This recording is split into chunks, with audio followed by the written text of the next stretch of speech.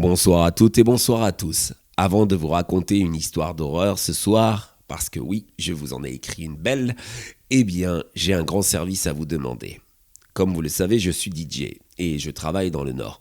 Nous avons créé avec mon collègue une petite boîte d'événementiel et nous voulons bien sûr nous faire un peu plus connaître. Pour ce faire, il faut passer par les réseaux sociaux. Le réseau social qui est le plus regardé ces derniers temps, c'est bien sûr TikTok. Nous avons donc créé un compte TikTok et nous avons pour l'instant très peu d'abonnés. Pour pouvoir mixer en live sur TikTok, il nous faut 1000 abonnés. C'est un tremplin formidable pour notre boîte et c'est un tremplin formidable pour se faire connaître aussi. Et pour ce faire, il nous faut 1000 abonnés. Nous en sommes qu'à une quarantaine, vous imaginez. C'est très compliqué de se faire repérer vu la multitude de chaînes qu'il y a sur TikTok. Alors c'est là que vous rentrez en jeu.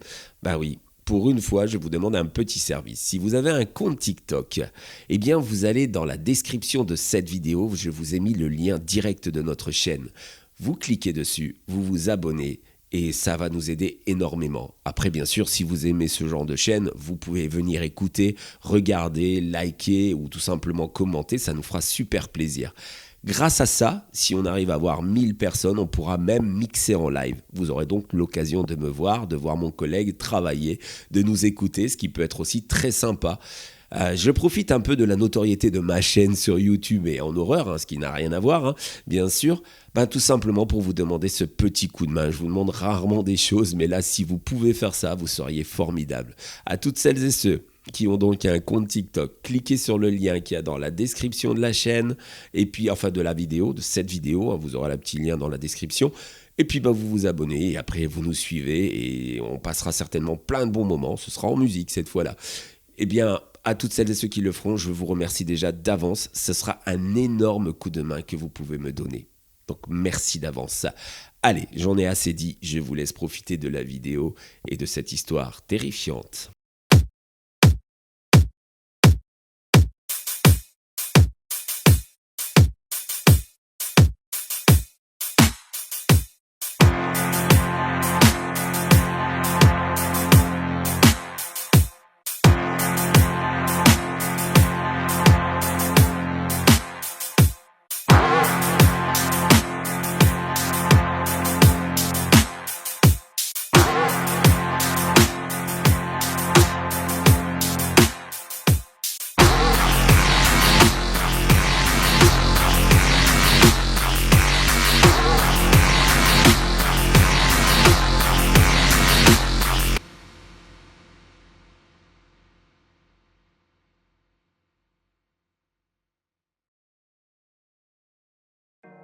Juste quelques mots, des vilains mots, de la médisance, des moqueries, des insultes, et puis des excuses, histoire de se donner bonne conscience.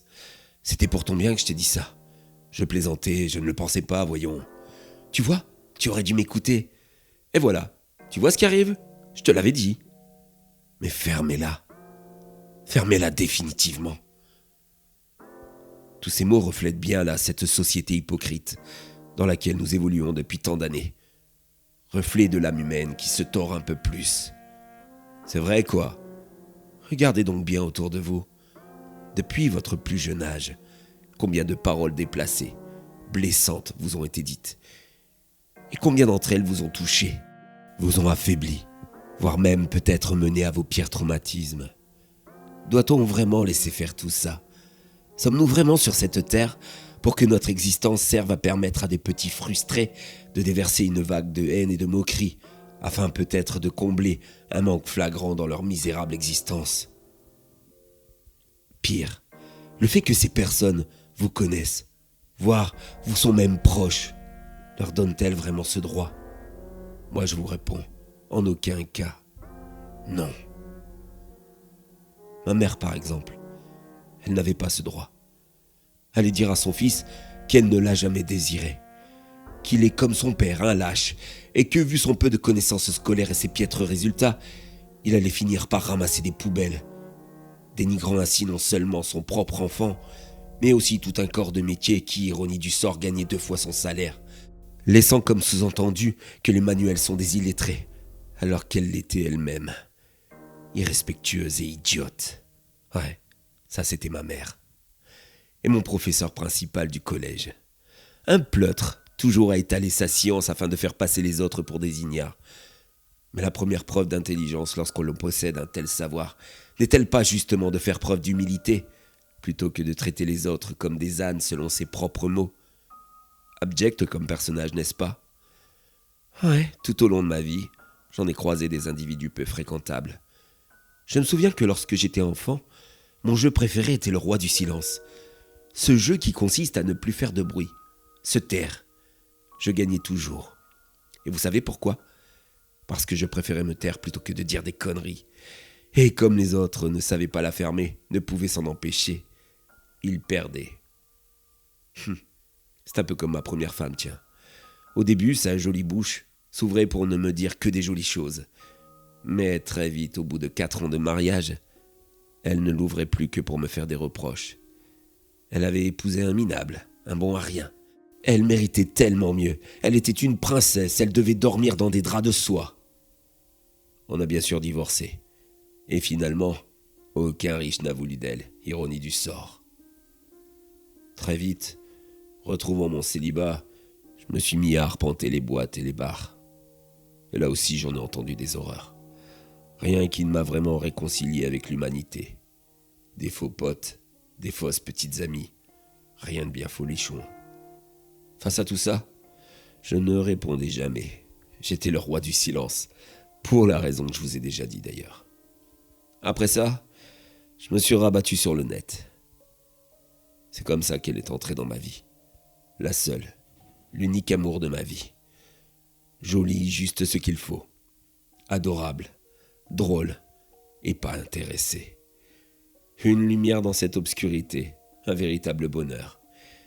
Des années à retrouver goût, à croire que la bienveillance existait toujours. On a vécu une relation magnifique, mais finalement classique. Mariage, bébé, achat de la maison, un chien, un chat. Tout allait bien jusqu'à ce que notre fille grandisse. On avait, disons, une conception de l'éducation diamétralement opposée.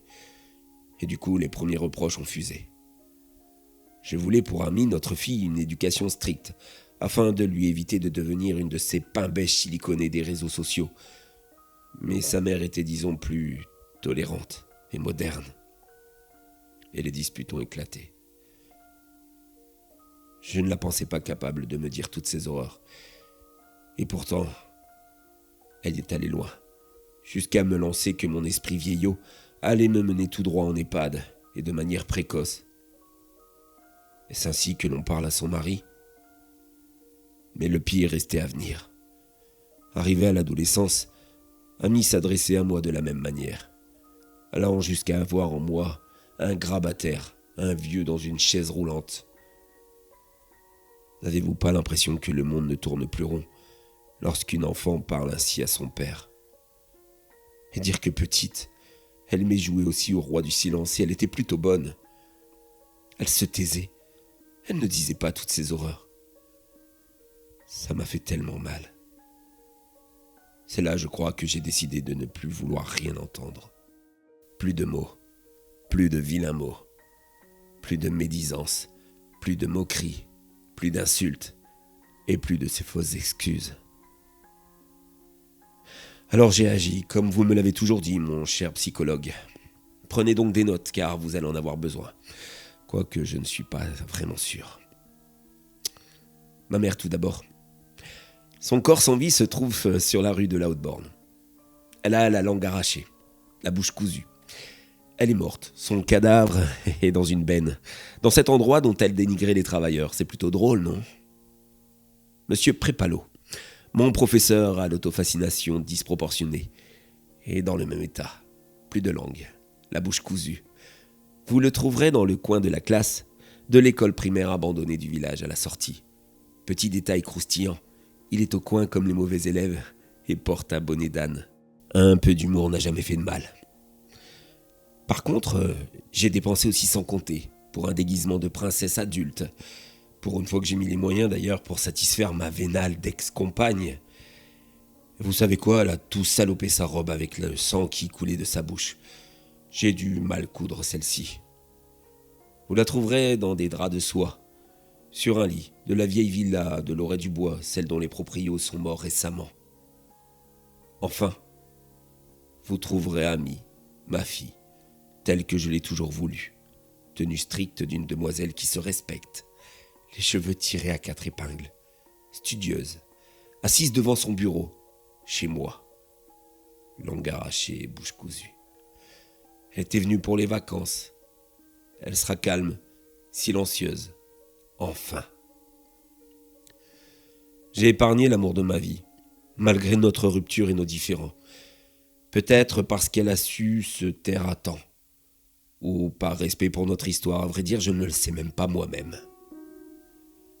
Je me dis que parfois le monde serait tellement plus serein si on réduisait au silence toutes ces personnes qui ont la fâcheuse tendance à trop l'ouvrir. Finalement, leur proposer une belle partie du roi du silence. Et si elles n'y parviennent pas, eh bien les aider, en les faisant se taire définitivement.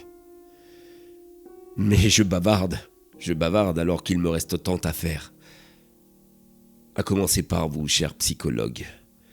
Vous qui le peu de fois que vous ouvrez votre bouche lors de nos séances, c'est pour me juger et me culpabiliser.